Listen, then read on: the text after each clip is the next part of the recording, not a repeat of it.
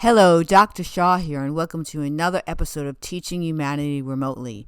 Today, I am completely compelled to discuss something that just feels so essential and important to discuss. I get text from an acquaintance. This acquaintance is coupled with somebody who absolutely sees herself as a good Christian, really believing in God and wanting to do good by others and such. And this acquaintance suffered the loss of a child, an adult child, who has a neurological condition. So he has kind of like a heart of gold. And I get this message from him saying, America proud. And it was a story about when the Canadian and American team were playing a certain sport and they were on Canadian territory and the Americans did their national anthem and they were booed by the Canadians, and then the Americans won like 3 games out of 4, and how that made this person proud. And I guess maybe he felt it would, by sending that to me, it would make me proud. But what it did is it made me cry. It just made me heartbroken. And I don't typically take such a strong stand on my podcast because I'm really responding to what my audience needs. But I just felt like no one's a winner when we have this kind of warlike mentality. Now, I can imagine that there are groups of people that like that kind of competitive atmosphere and feel good when they win and someone loses. But it's not for me. It's not my experience. And as I've said before, my experience is based on my understanding. And so I just don't really get it. I can understand it intellectually, but I don't experience it in reality because it's like not my thing. So I went to sleep like crying. I was just so sad. And in the morning, this is what I wrote to him. America once had pride by being inclusive and welcoming. That is the America that brought my grandparents here and allowed me to grow up and care for Joshua, my son, who was born paralyzed from the waist down and had multiple handicapping conditions. And that is the America that I'm proud of. I feel like this view that I'm holding and sharing with this audience is the audience's views as well. It doesn't mean we have to think exactly the same, but America is basically still a very new place. And we all, every single American, came from another place.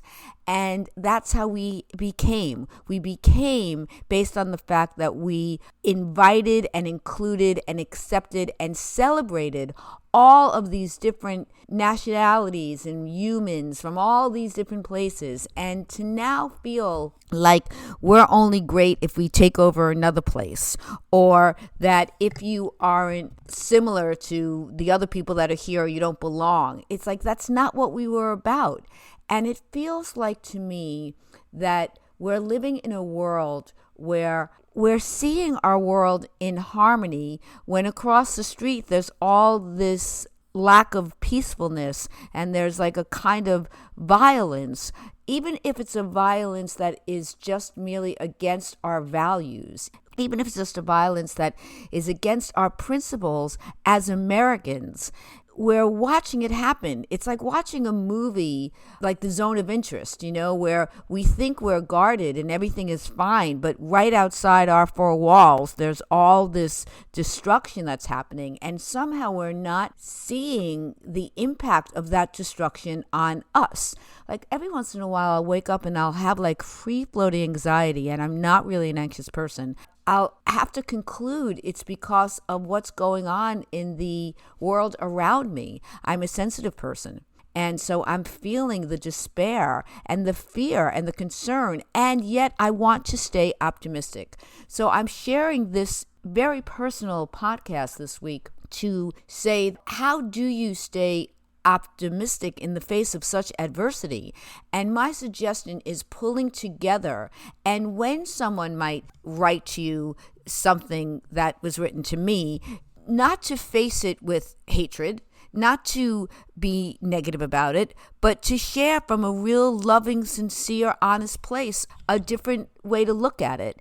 And the person didn't respond back to what I wrote, but I felt like I said it with love in my heart. The America that I'm proud of is the America that celebrates diversity, is the America that has tolerance of one another. And that is what we need to promote now more than ever. I don't know what else to do. I really don't know what else to do. I'm not that necessarily politically inclined. I don't necessarily see this as just a political issue. This is a humanity issue. And I guess what I'm saying and kind of pleading with the audience to do is let's more than ever lead by example. It's so important. It's so important for us to teach our children that the way we win, it really is when it's a win-win. When we're all feeling safe and we're all feeling accepted and we're all being able to have freedom and we're all being taken care of and we're taking care of each other. You know, my brother once traveled in Europe and he was in Italy. He was a college student and he said something that was very interesting. He said, you know, the people who were the most able, who had the most, they were the least generous. And the people who had nothing would take the shirt off their backs. And I can see where that happens, but I want to be a person that no matter what I have, large or small amounts of what I have, that I can still have the generosity of spirit and that I can still know that part of my well-being is seeing that my brothers and my sisters have a sense of well-being too.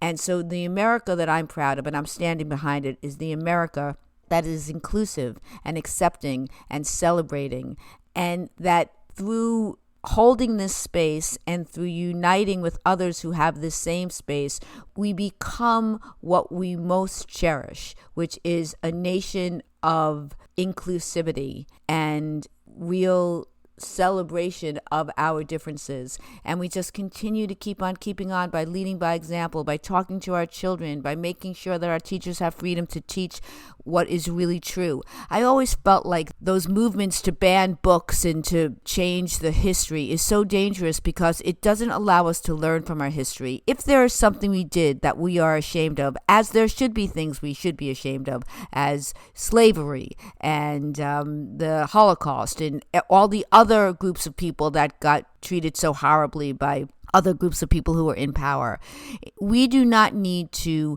erase that history. We need to change that history by learning our mistakes. You don't erase them. You learn from them. And from this day forward, we don't make them anymore because we know that we are really sorry, and that means we change our behavior. So let's continue to talk to each other and our children, not with hatred, just with a different view, the view that we hold. Let's not lose the view that we hold of uniting each other and staying together and having the best kind of humanity that we can have for one another. And we can only do that through our words and our actions and our deeds, and to make sure that we are aligned, that our emotions are matching our thoughts and our physical well-being, and that we're being inclusive, and that we're not becoming what we dislike in another, but rather we're modeling for others what is most important, and that is all about our humanity. Until next time, please feel free to reach me at learnwithmeremotely@gmail.com. Thank you and be well, and let's stay together, and let's practice our humanity daily in the most precious and sacred ways by showing love and caring for ourselves and each other.